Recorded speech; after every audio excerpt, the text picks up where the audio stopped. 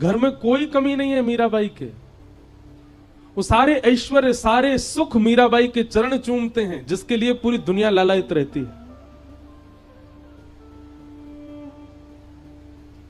पर एक विचित्र से ख्वाब में रहती हैं, एक विचित्र से शून्यपन में रहती है मीराबाई बाल्यकाल से।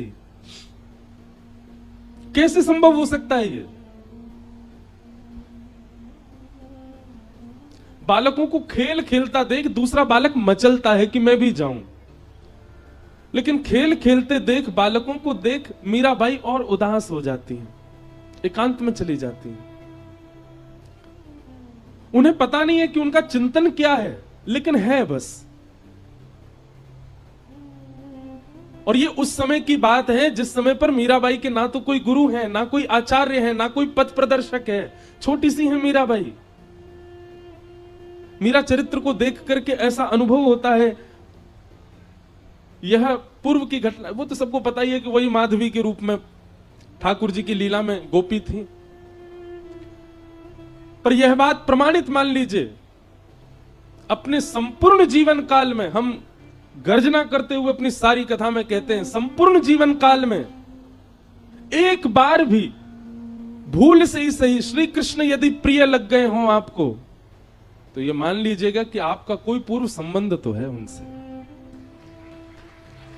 बाबा, हम आप तो उनमें ही लगे हुए हैं। कई लोग कह रहे हैं, महाराज जी आके बोले इंद्रेश जी ना सो रहे हैं, ना सोन दे रहे हैं किसी को। मैंने तो रोके ना है, आप जाओ सो जाओ। और कल तो भावों की तरंग खूब उठ रही थी, लेकिन लाल जी की इच्छा जैसी रही। नहीं तो कल तो महाराज जी 5 रास के वर्णन करने थे, तो मैंने की 7 तो यहीं बज जाएंगे। 7, 8, 9 बज, एक ही रास जल विहार को यदि प्रसंग छेड़ देते ठाकुर जी के, तो वही में ही निकल जाना हो पूरा समय। हमने तो रोके नहीं आप लोग, और ना हमने ज्यादा किसी को कही कि आओ, लेकिन आप सब एक रस, एक स्थिरता में सब बैठे थे। इतनी संख्या में कल वहां लोग आए हुए थे। और जब कथा चल रही थी तो नेत्र बंद करके मैं बोल रहा था, तो मुझे ये लग ही नहीं रहा था कि इतने लोग बैठे होंगे। बिल्कुल शांत मुद्रा में सब बैठे हैं।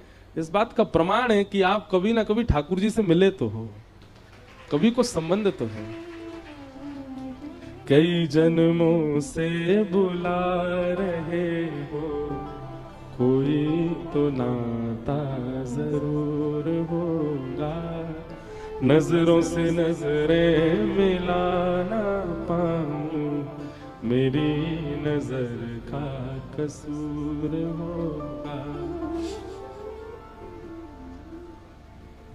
दिशा हम सबकी निश्चित है, बस उस दिशा में बैठाने वाला एक सदगुरु चाहिए। उस दिशा की तरफ मोड़ देने वाला एक पथ प्रदर्शक चाहिए। रास्ता तो है, बस रास्ता दिखे इस घनघोर अंधियारे में, उसके लिए एक प्रकाश चाहिए। संसार के विषय रूपी अंधेरे में हम सब हैं, पथ हमारे सामने है, पर हम चल नहीं पा रहे। क्यों? क्योंकि प्रकाश नहीं है, गुरु जीवन में नहीं। मीराबाई शून्य रहती हैं, ना जाने किस चिंतन में रहती हैं।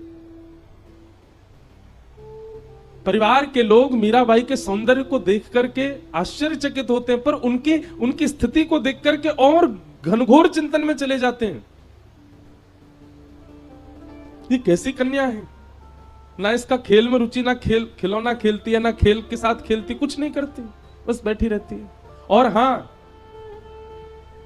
जब मेड़ता में कोई संत आते, जब मेड़ता में कोई वैष्णव आते, जब मेड़ता में कोई ब्रजवासी आते, जब मेड़ता में कोई वैष्णव संत ब्रजवासी ना भी हो, गलती से तिलक लगा के आ जाते, मीराबाई ऐसी मचल जाती मानो जैसे कोई अपना आ गया हो। बंधुओं, ये कुछ अनुभव हैं, ये कुछ क्या बोलते हैं, सिम्टम्स हैं वैष्णवता चित्त में पूर्व जन्म से। देखो, भक्ति के मार्ग पर 2 प्रकार से लोग आते हैं। या तो पूर्व के भक्ति भाव संचित हो तो इस जन्म में आपके चित्त में भक्ति आ जाती है, या फिर इस जीवन काल में कोई ऐसी ठोकर आपके जीवन में लगती है कि उसके कारण आपके जीवन में भक्ति आ जाती है। तीसरा भक्ति का आने का कोई और प्रकार है ही नहीं। या तो पूर्व जन्म का कुछ संचित आपका भजन रह चुका है, इसलिए वो इस जन्म में आप कर रहे हो, या फिर आपके जीवन में ऐसी एक रुकावट आ चुकी है, ऐसी एक ठोकर पड़ी है, ऐसा ऐसा ऐसा कुछ ठाकुर जी ने कर दिया है कि बस अब सब भूल भाल करके, विचलित होकर के अब ठाकुर जी की तरफ मुड़ गए हैं। बाकी तीसरे को कितनी भी जबरदस्ती कर लो, वो भक्ति पथ पर नहीं आ पाएगा। ये दो ही आ सकते हैं।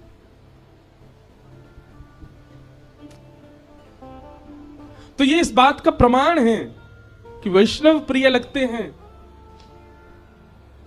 संत जन प्रिय लगते हैं, गैया प्रिय लगती है, ब्रज प्रिय लगता है, नाम प्रिय लगता है, लीला प्रिय लगती है, रूप प्रिय लगता है, धाम प्रिय लगता है। तो इस बात का प्रमाण है कि ठाकुर जी को आप प्रिय लगते हो, इसीलिए वो प्रियता उत्पन्न हो रही है।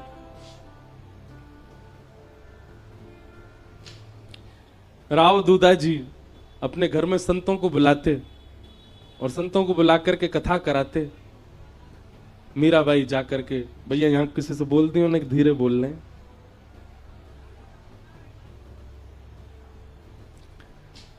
मीराबाई जाकर के उस कथा में ऐसे विराजमान हो जाती, अरे उत्तर मीमांसा पूर्व मीमांसा वेदों की ऋचाओं पर प्रवचन, जिनके प्रवचन सुनने के लिए इतनी गम्यता चाहिए, उन प्रवचनों को सबसे आगे बैठ करके मीराबाई एकांत चित्त नन्ही सी बालिका बैठ करके श्रवण करती। मीरा चरित्र पर एक बार कथा कहने का अवसर मिला था गांधी धाम में, गुजरात में। ये वृंदावन प्यारो वृंदावन जो पद है ना, ये भी गांधी धाम में ही लिखा गया है, और जिनके घर लिखा गया वो बैठे हैं यहाँ पर। उन्हीं के स्थान पर गांधी धाम एक गुप्त वृंदावन जैसा है, वहीं प्रकट होते हैं कई भाव।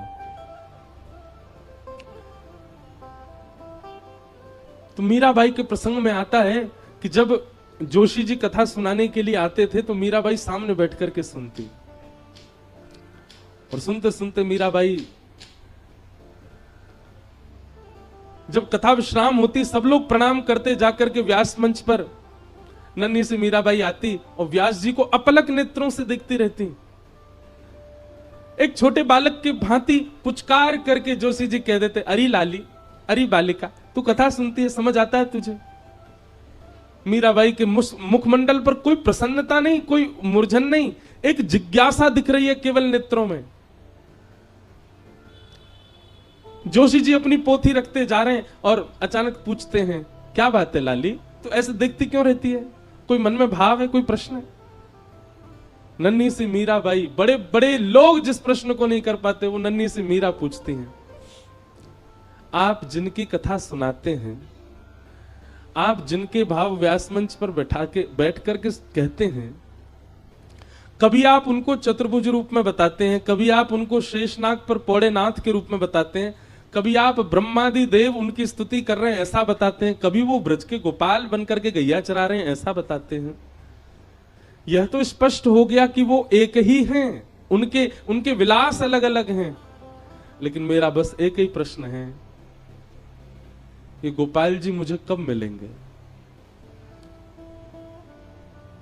चिंतन उसका किया जाता है, चरित्र उसका सुना जाता है जिससे मिलना निश्चित हो। अरे घर में यदि किसी की बहुत प्रशंसा की जा रही है, किसी परिवार के बालक की, तो बाकी बालकों के मन में भाव आता है कि कभी कोई उत्सव में वो बालक आएगा तो हम मिलेंगे। हमारे दादा दादी माता पिता सब उसकी बड़ी प्रशंसा करते हैं। आप नित्य आकर के यहां कथा सुनाते हैं, क्या आप मुझे यह बता सकते हैं जिनका चरित्र लीला आप वर्णन करते हो वो मुझे मिलेंगे? नन्ही सी मीराबाई के प्रश्न को सुनकर के जोशी जी स्तब्ध हो गए।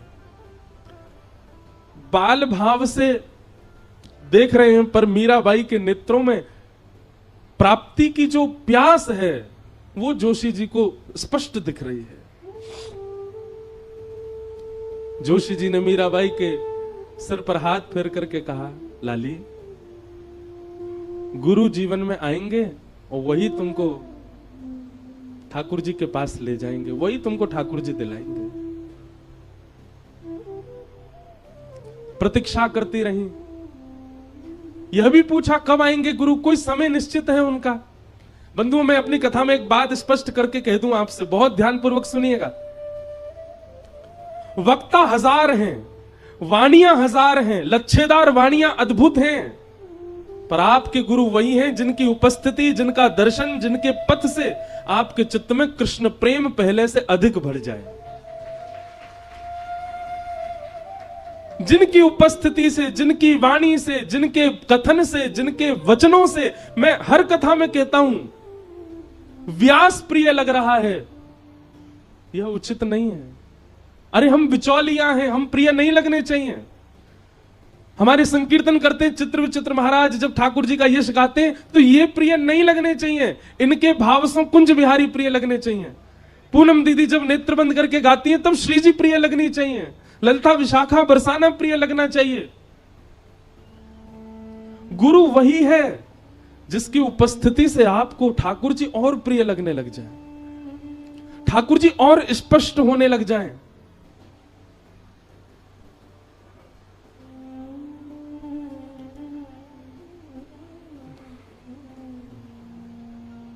अरे दुनिया में बहुव्यंजन बनते हैं, कहीं इटालियन बन रहा है,